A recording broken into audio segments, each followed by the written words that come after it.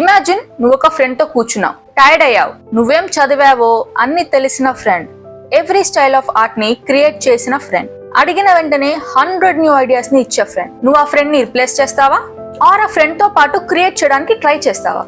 ఈ రోజు మనం ఈ టాపిక్ ని కొత్త వేలో చూడబోతున్నాం. ఏఐ అనేది రిప్లేస్మెంట్ కాదు, ఒక హ్యూమన్ క్రియేటర్ కి అదొక partner, co creator. The misconception, AI అనగానే జనాలు పానిక్ అయిపోతారు. అది జాబ్స్ ని తీసేసుకుంటుందని, మ్యూజిషియన్స్ ని రిప్లేస్ చేస్తుందని, ఆర్టిస్ట్లని దాటేస్తుందని. ట్రూత్ ఏంటో తెలుసా? ఏఐ క్రియేటివిటీని స్టీల్ చేయదు, అది యాంప్లిఫై చేస్తుంది. The real magic happens when AI and human collaborate. అయినా ఈ భయం మనకేం కొత్తేం కాదు. ఫస్ట్ ప్రింటింగ్ ప్రెస్ 1440s లో ఇన్వెంట్ చేశారు. అప్పుడు అది బుక్స్ ప్రింట్ చేయడం స్టార్ట్ చేస్తే హ్యాండ్ రిటన్ మెనూస్క్రిప్ట్స్ ఆగిపోతాయి అన్నారు. రియాలిటీలో ఇంకా లిటరసీ పెరిగింది, క్రియేటివిటీ స్ప్రెడ్ అయింది. ఫోటోగ్రఫీ 1800s లో ఇన్వెంట్ చేశారు. పెయింటర్స్ అప్పుడు కెమెరా క్యాప్చర్ తో ఆర్ట్ చచ్చిపోతుందని అన్నారు. రియాలిటీలో పెయింటింగ్ ఇంకా ఎవాల్వ్ అవుతూనే ఉంది, more imaginative than ever. Musical instruments and digital music 1970s to 1980s లో ఇన్వెంట్ చేశారు. అప్పుడు మ్యూజిషియన్స్ కూడా మెషిన్ మ్యూజిక్ చేస్తే హ్యూమన్ మ్యూజిషియన్స్ అవుట్డేట్ అవుతారు అన్నారు. రియాలిటీలో కొత్త జానర్ ఎమర్జ్ అయింది, గ్లోబల్ అయిపోయింది. దీని వల్ల మనకు అర్థమైంది ఏంటి? ప్రతిసారి టెక్నాలజీ క్రియేటివిటీని థ్రెటన్ చేస్తుంది, అడాప్ట్ చేసుకునే వాళ్ళకి అది యాంప్లిఫై చేస్తుంది. ఇక్కడ మిస్కన్సెప్షన్ ఆఫ్ ఏఐ ఏంటంటే, ఏఐ తోని కాదు, దాని ఐడియా ఆఫ్ క్రియేటివిటీతోని, విచ్ గివ్స్ ఈక్వల్ అవుట్పుట్.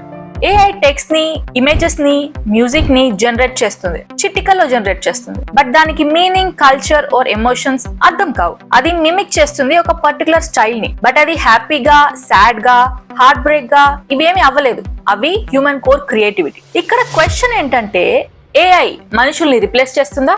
కాదు. ఎలా మనుషులు ఈ ఏఐని వాడుకొని క్రియేటివిటీతో వాళ్ళ ఐడియాస్ ని ఎన్హాన్స్ చేయగలరు అనేది. Experimentation without risk.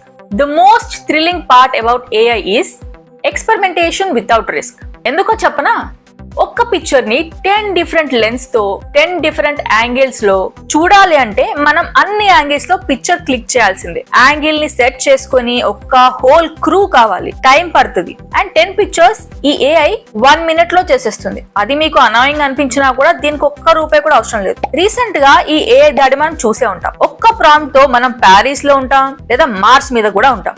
That is AI. Consequences లేకుండా ఎక్స్పెరిమెంటింగ్ బోల్డ్లీ వితౌట్ రిస్క్. అది ఒక్క డిజైన్ ని అడిగితే 100 వెరైటీలు ఆఫ్ సేమ్ డిజైన్ చూపిస్తుంది, మనకి బెటర్ ఐడియాస్ ఇస్తుంది. ఒక్క బీట్ తో ఏ మ్యూజిషియన్ అయినా కూడా మెలడీని డిఫరెంట్ వేరియేషన్స్ తో ఇన్స్టెంట్ గా చేయగలుగుతారు. ఈ మ్యాషప్స్, సాంగ్స్ ఎలాంటి జానర్ అయినా కూడా ఎక్స్పెరిమెంట్ చేయొచ్చు, స్ట్రేంజ్ గా ఫీల్ అవ్వకుండా. No studio, no fails, no audience, no disappointment. Just continuously clicking until we get the right picture.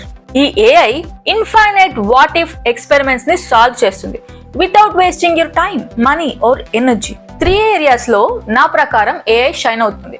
First one, cross reference. I mean humanly possible అవ్వదు అన్ని నేర్చుకోవడం.